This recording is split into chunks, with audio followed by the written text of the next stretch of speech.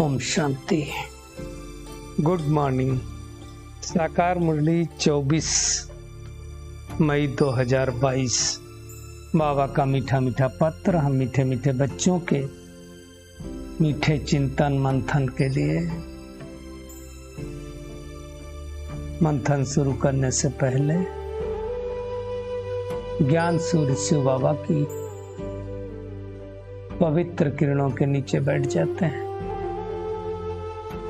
और अनुभव करते हैं, मैं पवित्र स्वरूप आत्मा हूं, पवित्रता के सागर की संतान हूं। आज मीठे बाबा ने कहा, मीठे बच्चे, बाप ही सतगुरु के रूप में तुम बच्चों से गारंटी करते हो। क्या गारंटी करते हैं? कि बच्चे, मैं तुम्हें अपने साथ वापस ले जाऊंगा। यह गारंटी कोई देनधारी कर न सके। कोई संसार में ये नहीं बोल सकता कि मैं तुमको वापस ले जाऊंगा। क्यों? खुद का ही ठिकाना नहीं, खुद ही वापस नहीं जा सकता तो दूसरे को कैसे ले जाएगा वापस? ये कोई गुरु गोसाई नहीं बोल सकता है। सिर्फ निराकार परमपिता परमात्मा शिव बाबा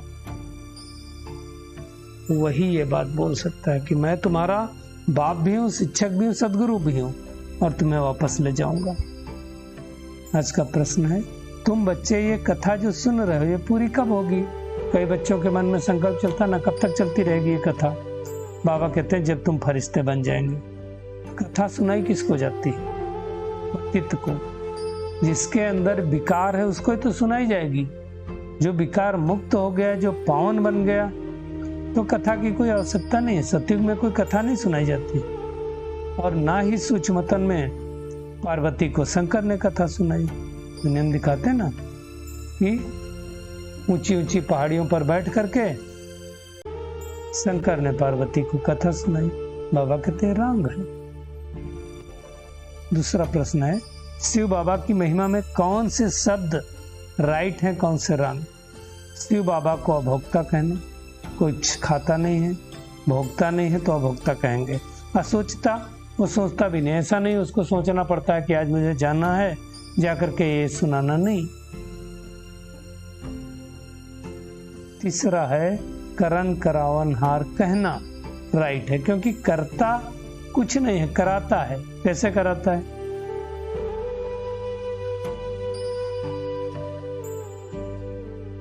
ब्रह्मा द्वारा स्थापना, शंकर द्वारा विनाश और विष्णु द्वारा पालना, इसलिए करन करावन हार कहा जाता है। बाकी अकर्ता कहना राइट है। कुछ नहीं करता ऐसा तो नहीं है ना, करता है ना भाई। पतितों को पावन बनाता है और कोई तो बना ही नहीं सकता ना। इस समय बाबा को तो बहुत काम रहते हैं, इसलिए अकर्ता नहीं कर सकते हैं, लेकिन करन करावन हार कह सकते हैं। इस शब्द की गरिमा को और सूक्ष्मता को समझना है। आज का गीत है, छोड़ भी दिया आकाश सिंहासन धरती पर आ जावे। इसके लिए तो परमात्मा के लिए सब कहते हैं, उनके लिए सब गाते हैं कि धरती पर आ जा। इसका मतलब कोई समय में तो आया होगा, है ना? क्यों धरती पर आना है? क्योंकि माया रावण की परछाया पड़ी है ना? बहुत दुखी किया रावण ने।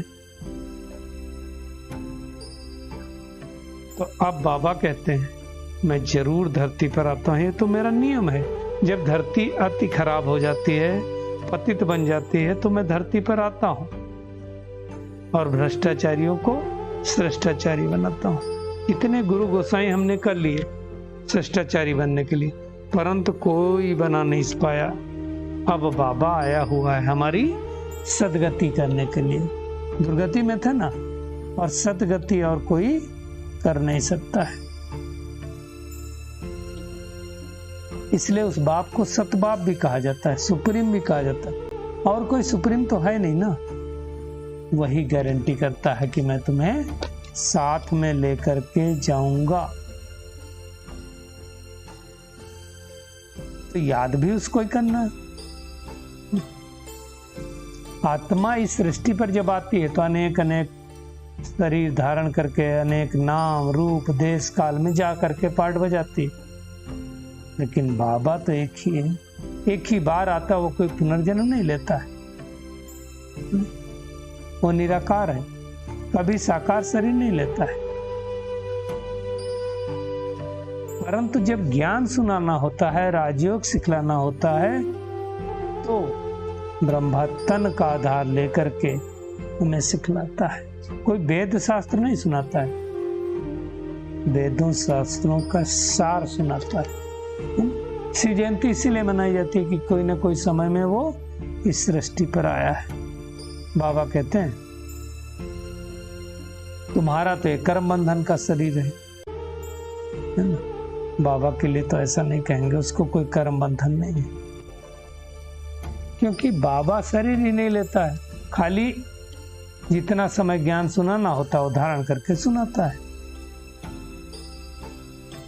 क्योंकि वो तो निराकार है। ब्रह्मा द्वारा उनके तन में बैठ करके ज्ञान सुनाता, बाकी प्रेरणा से कुछ नहीं होता। पतित दुनिया में आता है ना, पतित शरीर में भी आता है। तो हम ब्रह्मा मुख वंशावली ब्राह्मणों को अडॉप्ट करता है, तभी तो हम ब्रह्मा मुख वंशावली ब्राह्मण कहलाते हैं। और जो ब्राह्मण बनते हैं वही फिर देवता बनेंगे, है ना। बाबा कहते हैं अभी तो देखो कितने सारे ब्राह्मण हैं। बाबा ने कहा तुम बच्चे तो जानते हो कि हम शिव बाबा के पास आए। ये निश्चय रहना चाहिए कि हम शिव बाबा के पास आए हैं। किस लिए आए हैं? मनुष्य से देवता बनने के लिए, है ना। कब आता है? कलयुग रूपी रात्रि में, इसलिए शिवरात्रि कहते हैं ना। रात्रि में कृष्ण का भी जन्म दिखाते हैं। शिव जयंती के फट से बाद श्री कृष्ण का जन्म हो जाता है। अब शिव का जन्म है संगम युग पर और श्री कृष्ण का जन्म है सतयुग की जस्ट शुरुआत, मतलब कलयुग का अंत। तो अंतर कम है, इसलिए लोग कंफ्यूज हो गए। तो बाबा कहते हैं आधा कल्प दिन आधा कल्प रात। धक्के कब खाते हैं? रात में ही धक्के खाने होते हैं, यानी भक्ति मार्ग में हम धक्के खाते हैं और बाबा करके अब हमें धक्कों से मुक्त करता है। दुनिया में लोग सोचते हैं तीर्थ स्थान पे जाएंगे, दान पुण्य करेंगे तो भगवान मिलेगा, और फिर वहां से वापस आते हैं तो फिर से पापात्मा बन जाते हैं।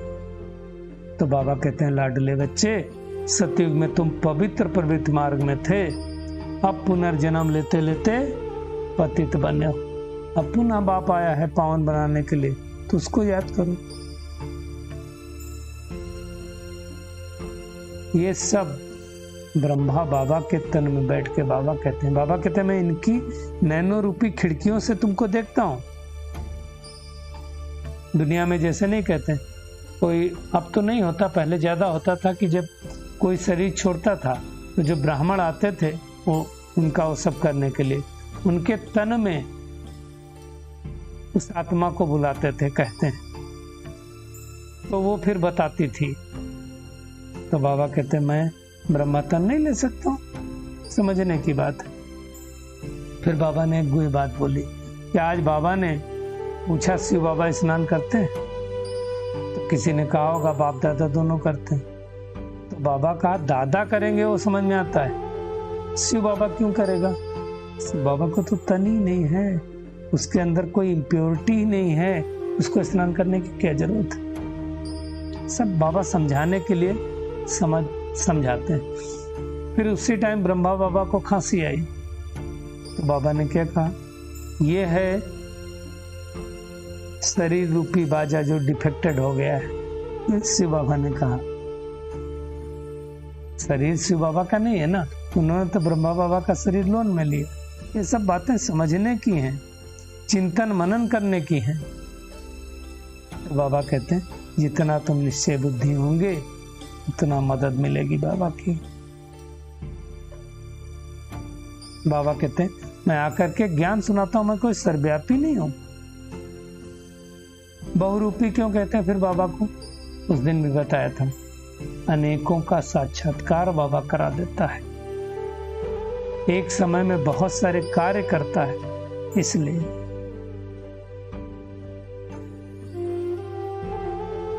तो सिर्फ परमात्मा ही ये सारी बातें बता सकते हैं।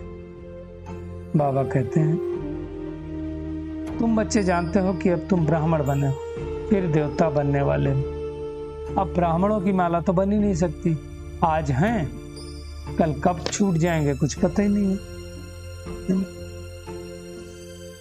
रुद्रमाला अंत में एक्यूरेट बनेंगे, अभी एक्यूरेट नहीं बन सकती। आज ज्ञान में चलते हैं, कल चले गए, है ना। ये सारी मीठी मीठी बातें शिव बाबा ही सुनाते हैं। ये सृष्टि चक्र है, ये चक्र धीरे धीरे फिरते रहता है। तो ये सारी बातें शिव बाबा ही सिखलाते हैं। इसको ही तो राजयोग कहा जाता है। और क्या है राजयोग? किसको सिखाते हैं? हम ब्राह्मणों को सिखलाते हैं और किसी को नहीं सिखलाते हैं। बाबा ब्राह्मणों के सिवाय किसी से बात नहीं करता है। और फिर वही ब्राह्मण राजा रानी बनते हैं। शिव बाबा फिर परमधाम में चला जाएगा, लक्ष्मी नारायण का राज्य होगा। किसने बनाया कृष्ण को? ऐसा किसने बनाया? शिव बाबा ने। लेकिन नाम किसका डाल दिया गीता में? नाम डाल दिया श्री कृष्ण का। बाप के बदले बच्चे का डाल दिया। तो बाबा कहते हैं तुम जानते हो, है ना, राजधानी स्थापन हो रही, बहुत सारे प्रिंस प्रिंसेस बनते हैं। दुनिया में संगम का भी किसी का पता नहीं, सतयुग का भी पता नहीं। ये सारा ज्ञान आकर के बाबा ही देते हैं। उन्होंने फिर कहा युगे युगे परमात्मा आता है। बाबा कहते हैं मैं संगम युग पर ही आता हूं। उनका पार्ट ही तब है जब पुरुषोत्तम संगम युग होता है। बाकी बाबा कहते तुम बच्चों ने तो 84 जन्म लिए, और उस 84 जन्म में सबसे ऊंचा ब्राह्मण वर्ण है, ब्राह्मण पार्ट है। फिर ब्राह्मण, देवता, क्षत्रिय, वैश्य, शूद्र गाया गया है। विराट रूप दिखाया ना, परंतु विराट रूप में क्या किया? शिव बाबा को भी नहीं दिखाया और ब्राह्मणों को भी नहीं दिखाया। तो आज का होमवर्क है, एक तो किसी देहधारी को नहीं याद करना है, याद एक बाबा को ही करना है, वही हमें साथ में लेकर जाएगा। शांति के सागर बाप से शांति सुख का वर्षा लेना है और शांत चित्त रहना है। कभी किसी को दुख नहीं देना है, किसी को अशांत नहीं करना है। बाप समान अंधों की लाठी बनना है। बाबा की मदद लेने के लिए निश्चय बुद्धि रहना। जो निश्चय बुद्धि नहीं होगा उसको मदद नहीं मिलेगी, ये पक्का समझ लें। तो पहले निश्चय करना है कि भगवान हमें पढ़ा रहा। आज का खूबसूरत वरदान है, एक के पाठ को स्मृति में रख, तपस्या में सफलता प्राप्त करने वाले निरंतर योगी भव। बाबा ने संडे की मुरली में भी तपस्या का अर्थ समझाया था, आज तो वापस समझा रहे हैं कि तपस्या की सफलता का विशेष आधार व सहज साधन है। एक शब्द के पाठ को पक्का करो। तपस्या अर्थात एक का बनना, तपस्या अर्थात मन बुद्धि को एकाग्र करना, तपस्या अर्थात एकांत प्रिय रहना, तपस्या अर्थात स्थिति को एक रस बनाना, तपस्या अर्थात सर्व प्राप्त खजानों को व्यर्थ से बचाना, अर्थात इकोनॉमी में चलना। इस पाठ को हमें पक्का करना है। एक के हैं, एक की याद में रहेंगे और एक के साथ ही घर जाएंगे। बाबा कहते हैं इस एक के पाठ को स्मृति में रखो तो निरंतर योगी सहज योगी बन जाएंगे और मेहनत से छूट जाएंगे। हमें एक नहीं याद आता, अनेक याद आते हैं। दिन भर में किसकी किसकी याद आती?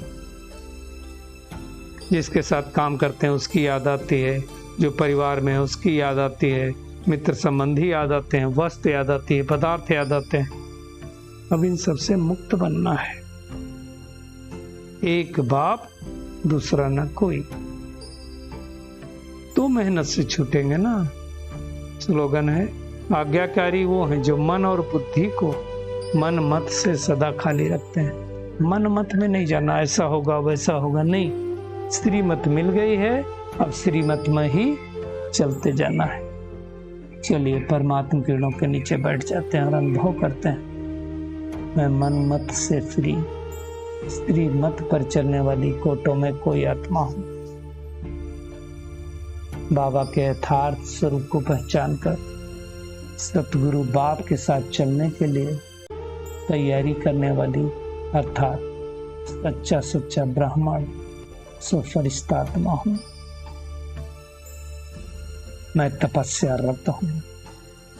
एक के पाठ को पक्का करने वाली, मन बुद्धि को एकाग्र करने वाली, इकोनॉमी करने वाली, मेहनत से मुक्त, मोहब्बत में रहने वाली आत्मा हो। शुक्रिया मीठे प्यारे बाप दादा, शुक्रिया आप सभी का इस मीठे मंथन के लिए। ओम शांति।